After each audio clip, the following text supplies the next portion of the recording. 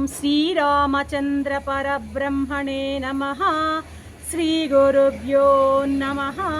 శ్రీమాత్రే నమః. శ్రీ గణేశాయ నమః.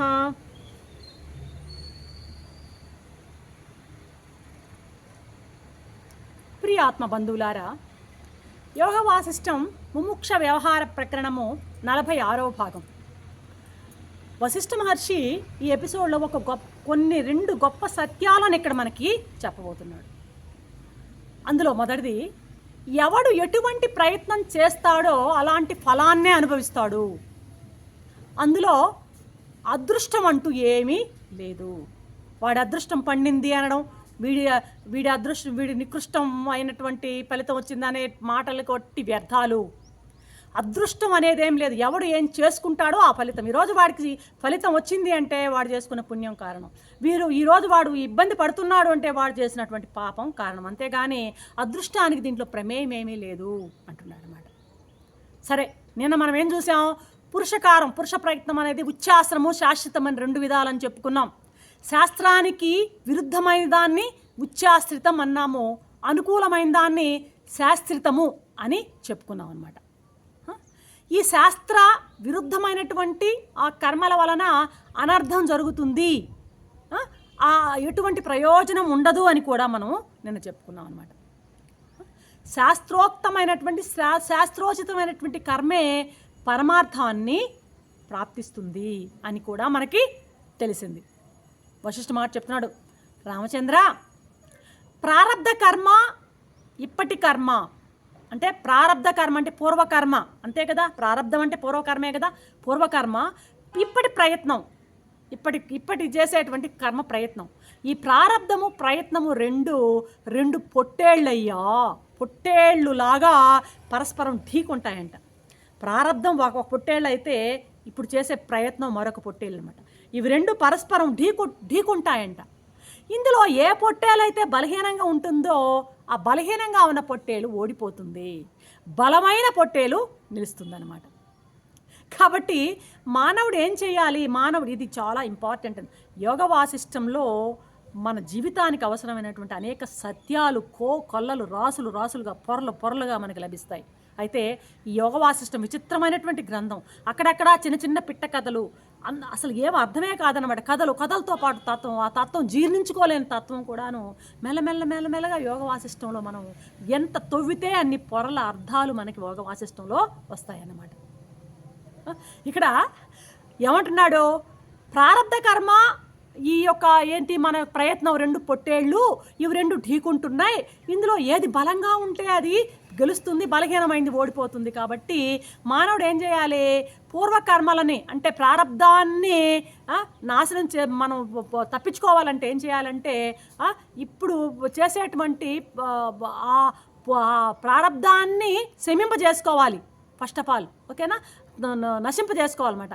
నశింపజేసుకోవాలంటే ఏం చేయాలి? శాస్త్రవిహితమైనటువంటి కర్మలను ఇంకా ఎక్కువగా బాగా పాటించాలి. ఈ జన్మలో ఆ జన్మలో చేసినటువంటి ప్రారబ్ధానికి మించినటువంటి వేగంతో, మించినటువంటి రీతిలో ఈ జన్మలో సత్కర్మలు చేసి దానిని అణిచేయాలి, ఆ పొట్టేళ్ళని ఓడించాలన్నమాట.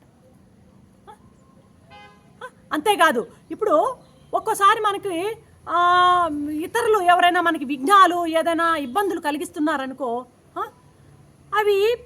అవి వాటిని, ఆ ఇబ్బందుల్ని మనము అధిగమించాలన్నా, వాటిని మనం వాటిని తట్టుకొని నిలబడాలంటే ఏం చేయాలి? అంతకన్నా మనం బలవత్తరంగా మైందిగా మనం చేసేటువంటి ప్రయత్నం అంతకన్నా బలవత్తరమైనదిగా ఉన్నప్పుడు మాత్రమే వాటన్నిటిని కూడా మనము, ఆ విఘ్నాలన్నిటిని కూడా దాటగలం అన్నమాట.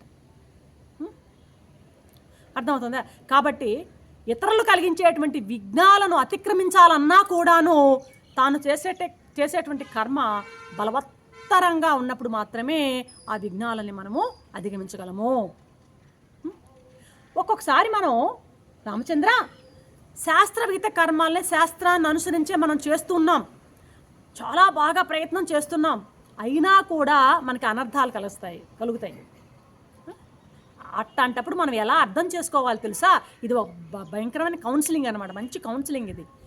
ఒక్కొక్కసారి మనం చాలా పద్ధతిగానే శాస్త్ర పద్ధతిలోనే ప్రయత్నాలు బాగా ఏమి విరమించకుండానే చాలా గొప్పగా ప్రయత్నం చేస్తున్నాం, అయినా మనకు అనర్థాలు వస్తాయే.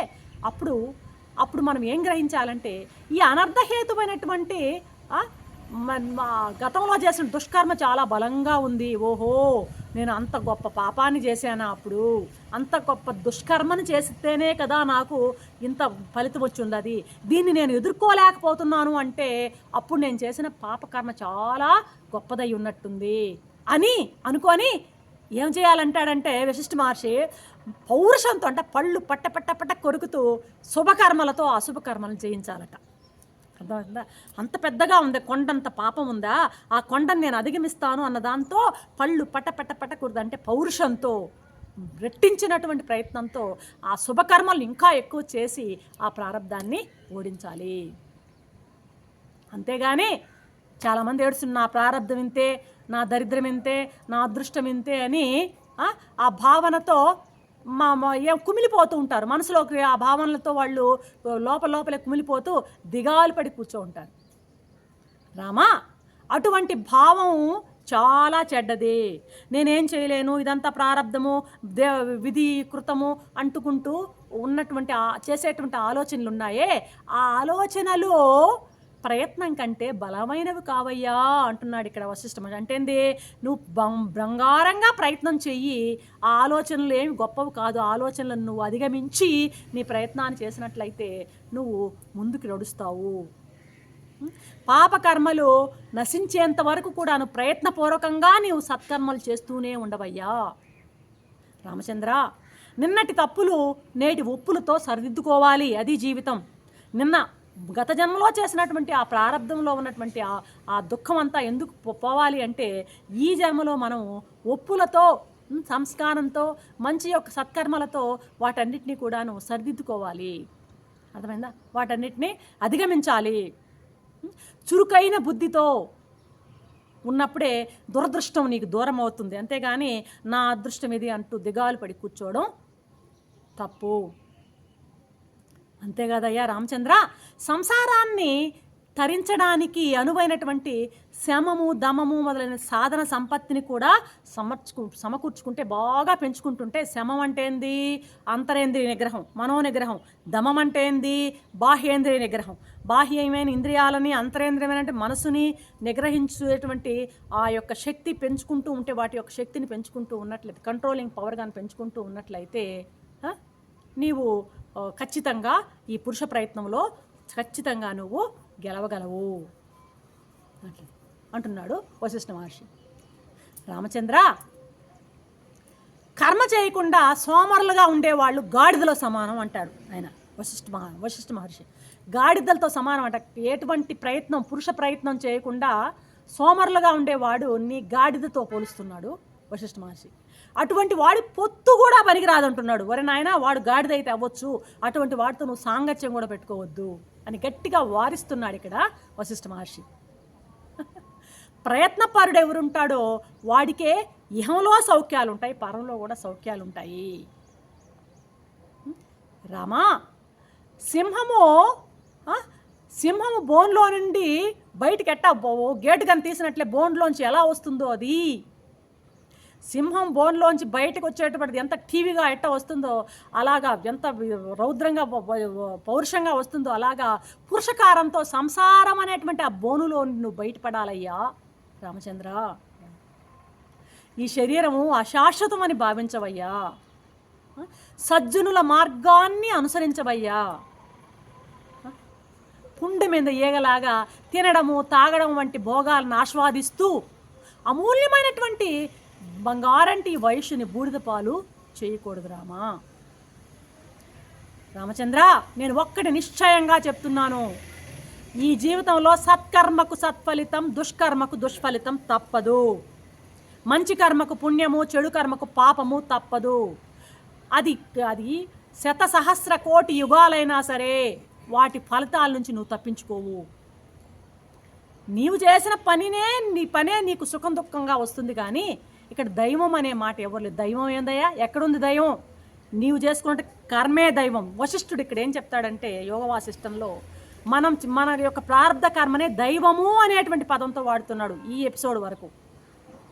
దైవం వేరే లేదు, నువ్వు ఏర్పరచుకున్న ప్రారంధ కర్మే దైవం. దైవం అనేది ఎక్కడా లేదు. దైవం నన్ను ఇలా ఆడిస్తోంది, నేనేం చేసేది అనేటువంటి బుద్ధిహీనులు మాట్లాడే మాటలు మాట్లాడతారో అటువంటి వాళ్ళకి లక్ష్మి దూరంగా వెళ్ళిపోతుంది. వాడికి ఎక్కడా కూడాను వాడికి సక్సెస్ కానీ విజయం కానీ ఏమీ జీవితంలో ఉండదు. అందువలన పురుష ప్రయత్నంతోనే వివేక్ అనేటువంటి మనుషుడు ధరించాల్సిన అవసరం ఉంది. ఆత్మజ్ఞాన హేతువులు అనేటువంటి శాస్త్రాలను పరిశీలించవయ్యా. శాస్త్రోచితమైనటువంటి మార్గంలో నీ యొక్క అభీష్టాన్ని సాధించుకో. అంతేగాని ఆ మార్గంలో పోకుండా మూర్ఖులలాగా భోగాలలో మునిగిపోయేటువంటి మూర్ఖుల జీవితాలు అవి హర్షణీయాలు కావు అని ఖండిస్తున్నాడు ఇక్కడ వశిష్ఠ మహర్షి. చెప్తూ రామా, నీకు ఇంకొక విషయం కూడా చెప్తాను.